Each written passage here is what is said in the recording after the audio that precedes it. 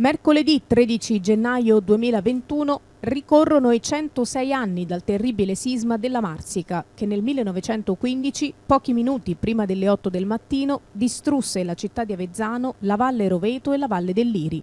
Con un magnitudo di 7 gradi il sisma causò oltre 30.000 vittime e migliaia di feriti. Il terremoto della Marsica e di Avezzano colpì 37 comuni, non solo l'Abruzzo, ma anche i centri del Frusinate, del Reatino e nella città di Roma.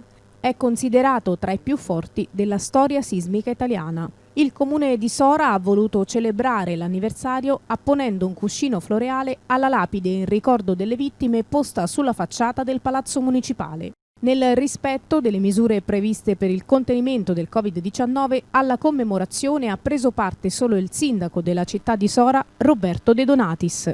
Sì, come ogni anno ci ritroviamo qui di fronte a un memoriale che è questa lapide, ma che in realtà è scolpito nella memoria di tutta la comunità, di un grande dolore, di una grande tragedia, di vite umane perse, che è un monito non solo a far sì che il nostro territorio sia meno fragile.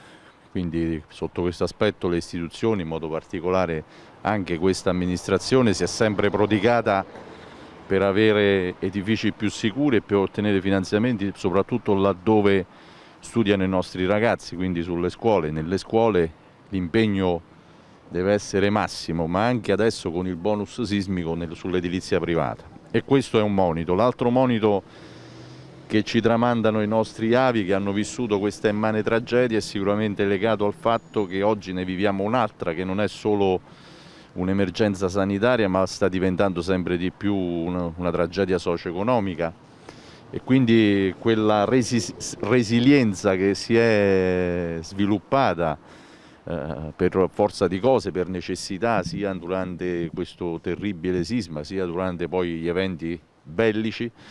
Quindi questa forza della comunità di reagire e di risorgere deve essere oggi uno sprone per raggiungere anche noi la cognata meta di superare questo periodo di grave crisi e riuscire a rialzare la testa guardando con fiducia al futuro. I presupposti ci sono tutti, si tratta solamente di essere comunità in ogni comportamento, e quindi se lo saremo come lo siamo stati in passato, e questo è il ricordo sul quale oggi fondiamo la speranza per il nostro futuro.